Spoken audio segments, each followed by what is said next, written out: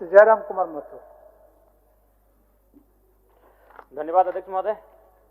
मेरा प्रश्न बड़ा ही गंभीर है। आज पूरे राज्य को पता है कि आज विगत वर्षों से ओबीसी के छात्र छात्राओं को स्कॉलरशिप नहीं मिला है और इस पर जब भी बातचीत होती है तो विभाग राज्य सरकार केंद्र को दोष देने का कार्य करती है। तो मैं स्पष्ट जानना चाहता हूं, क्योंकि इन्होंने उत्तर में भी लिखा है कि केंद्र सरकार से राशि प्राप्त होने के उपरांत भुगतान की कार्रवाई की जाएगी। तो मान के चलते हैं अगर केंद्र ने राशि का भुगतान नहीं किया तो आप स्पष्ट शब्दों में कह दीजिए कि ओबीसी छात्र छात्राओं को स्कॉलरशिप नहीं मिलेगा। बस हम इतना जानना चाहते हैं, अगर केंद्र ने राशि का भुगतान नहीं किया तो आप देंगे कि नहीं देंगे, एक लाइन में कह दीजिए। काहे इतना मतलब विवाद खड़ा करना, छात्र राजनीति में क्यों पिसेंगे? एक लाइन में, अगर केंद्र ने राशि का भुगतान नहीं किया तो आप देंगे या नहीं देंगे? माननीय मंत्री महोदय। माननीय मंत्री जी। सर, क्लास 1 से 8 तक कोई प्रॉब्लम नहीं है ओबीसी का, क्योंकि सारा पैसा स्टेट देती है।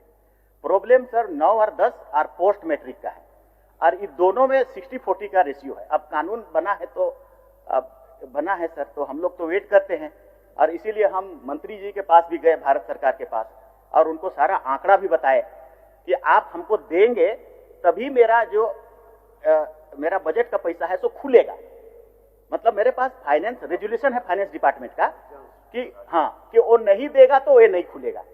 जैसे हम मांगने गए सर तो वो सिर्फ 3 करोड़ रुपया दिया हमको, तो उसका 2.5 करोड़ रुपया राज्यांश निकल गया, तो 6 करोड़ रुपया मात्र हुआ। तो ये 6 करोड़ रुपया में तो होगा नहीं। अब हम फिर भी वेट कर रहे थे कि वो अगर आ जाए, मिल जाए, क्योंकि वो आ करके बोले भी कि मंत्री गए थे और हम उसको एश्योर किए हैं कि और ज्यादा पैसा हम भेजेंगे, लेकिन अभी तक वो आया नहीं सर। तो क्या पता आएगा कि नहीं आएगा, हम लोग भी असमंजस में हैं, और नहीं आएगा तो हमारे बच्चों का क्या होगा ये भी हम लोग सोच रहे हैं सर। और इसीलिए हमारे पास बजट में जो पैसा है, क्योंकि उसके लिए एक प्रावधान है कि उधर से आएगा तभी हम खोल सकते हैं, इसको शिथिल करने की आवश्यकता हम महसूस कर रहे हैं सर।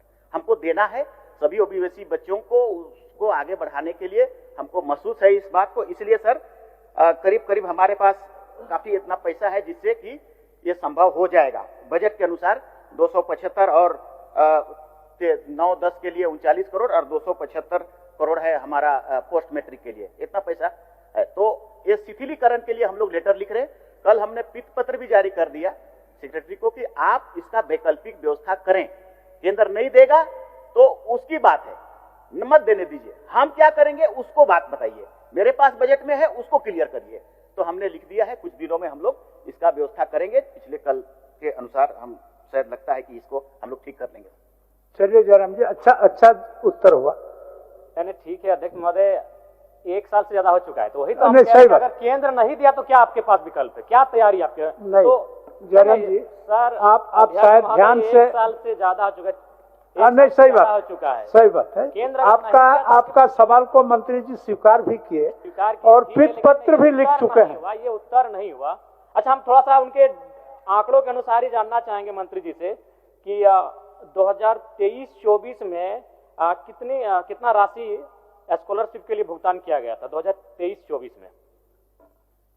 माननीय मंत्री जी, 2023-24, हालांकि 2023-24 में आप शायद नहीं थे, फिर भी थोड़ा सा जानकारी हासिल करके। सर 23-24 में ठीक है, हाँ बोल रहे हैं, ये तो लिखा हुआ 23-24 में 67.88 करोड़ हम लोगों ने डिमांड किया था। उसके बदले में 7.35 आया, केंद्र का हिस्सा इतना ही आया। 24-25 में 66.14 करोड़ रुपया डिमांड किया, 12 ही करोड़ आया। 25-26 में 45.91 करोड़ डिमांड किया, 3.95 ही करोड़ आया। फिर पोस्ट मैट्रिक में भी ऐसे ही हुआ सर, 271 करोड़ रुपया का हम लोग डिमांड किया, 77 करोड़ रुपया मात्र आया 23-24 में। 24-25 में 353 करोड़ का डिमांड किया, आया 33 करोड़। अभी 25-26 में 370 करोड़ का जरूरत है, उसमें 0 आया, एक और नहीं आया। तो नहीं आ रहा है तो क्या करेंगे हम लोग सर? वही तो मैं कह रहा हूं कि ठीक है, मैं एक सुझाव देना चाहूंगा। बताइए सुझाव बताइए। मैं एक सुझाव देना चाहूंगा कि जब तक केंद्र का अंश नहीं मिल रहा है तब तक आप तमाम छात्रों को ब्याज रहित ऋण दे दीजिए। जब अंश आ जाएगा आप काट लीजिएगा। ये बहुत गंभीर विषय है। और नहीं तो जो विधायक निधि है नहीं दीजिए। ऐसे भी हमको 5 करोड़ में क्या बनाते हैं, पीसीसी बनाते हैं। पीसीसी नहीं बनेगा तो हमको कोई फर्क नहीं पड़ेगा, लेकिन अगर 5 साल बच्चे नहीं पढ़ेंगे तो इस राज्य को फर्क पड़ेगा, इस राज्य के भविष्य को फर्क पड़ेगा। इसीलिए आप 5 करोड़ का जो विधायक निधि देते हैं वैसे उससे कुछ काम नहीं होता है। पीसीसी, गली, फाइबर ब्लॉक 200 फीट 250 फीट का काम करते हैं, जो अगर 5 साल 10 साल नहीं होगा तो फर्क नहीं पड़ेगा, लेकिन बच्चे नहीं पढ़ेंगे मंत्री जी, फर्क पड़ेगा, एक जनरेशन में गैप आएगा। तो आप उसे रोक दीजिए, करिए हम लोग को इतना महंगा आवास दीजिए, कर दिए, मेरा ही आवास को पहले नीलाम कर दीजिए। हम गार्जियन हैं, और गार्जियन होकर अगर गार्जियन आपके बच्चे नहीं पढ़ेंगे स्पीकर साहब तो क्या करेंगे, कुछ उपाय करेंगे। माननीय सदस्य, नहीं, मैं सुझाव दे रहा हूं कि आप उनको ऋण दीजिए। भावना से नहीं तो 1 साल बीत चुका है, 1 साल बीत चुका है। भावना कुछ कानून 15 दिन के लिए होता है, भावना 15 दिन के लिए होता है, आपका भावना सही है, आपका भावना सही है। मैं तो सुझाव दे रहा हूँ कि उनको ऋण दीजिए, बिना ब्याज के ऋण दीजिए। हम सेंट्रल गवर्नमेंट क्यों बोलेंगे, हम एक विधायक, हम राज्य सरकार को बोलेंगे, कौन से बोली हम सेंट्रल गवर्नमेंट बोलेंगे। चलिए, हम सेंट्रल गवर्नमेंट से डिस्कस करने के लिए नहीं आए हैं, हम विधायक, हम राज्य की सरकार से पूछेंगे। माननीय मंत्री जी, हम राज्य सरकार से पूछेंगे। बच्चे बोल रहा है, ये ऋण का बात नहीं है। हमने जैसा आपको कहा सर, मैंने क्या कहा, मैंने ये कहा कि पीत पत्र हमने जारी किया है वित्त विभाग का रेजुलेशन को शिथिलीकरण करने के लिए। तो क्यों ऐसा किया, पैसा लाने के लिए। ज्यादा से ज्यादा जल्दी से जल्दी पैसा आएगा, हम लोग डिस्ट्रीब्यूट करेंगे, लेकिन हम केंद्र का हिस्सा है तो उसको देना उसका ऑब्लिगेशन था कि नहीं था, उसको वेट करेंगे कि नहीं। वेट कर रहे थे, नहीं आया तो अब हम अपना प्रक्रिया शुरू कर दिए स्टेट का पैसा देने के लिए। कुछ समय लगेगा, कर देंगे हम लोग, ठीक कर देंगे। अध्यक्ष महोदय, इससे संतुष्ट थोड़ी हो पा रहे हैं आप। नहीं दिया केंद्र तो क्या करेंगे, वही एक लाइन बोल दीजिए। नहीं, हम कुछ नहीं, बोल दीजिए एक लाइन में कि अगर केंद्र का अंश नहीं आया तो राज्य के ओबीसी छात्रों को स्कॉलरशिप नहीं देंगे। जयराम जी, माननीय मंत्री ने बड़ी उदारता के साथ आपको जवाब दिया। एक मिनट महोदय, आदरणीय मंत्री जी से भी हम कहेंगे 1 साल से ज्यादा हो चुका है। हाँ, ठीक है, विलंब के लिए मंत्री जी को भी दुख है, तकलीफ है, और उन्होंने इसको भुगतान कराने की दिशा में पीत पत्र लिख चुके हैं। एक नियम है, उस नियम को सिर्फ शिथिलीकरण करने के लिए, तो जैसे ही शिथिल हो जाएगा भुगतान करेंगे। बच्चों हम बोल रहे हैं, तब तक ऋण दे दीजिए ना, बिना ब्याज पर ऋण दे दीजिए। अब माननीय मंत्री जी बताएंगे इनका विकल्प क्या है। माननीय मंत्री देखिए, ये गंभीर विषय है, क्या है, बिना ब्याज पर ऋण दीजिए, और जब केंद्र का अंश आएगा, जब आप स्कॉलरशिप दीजिएगा, आप काट लीजिए।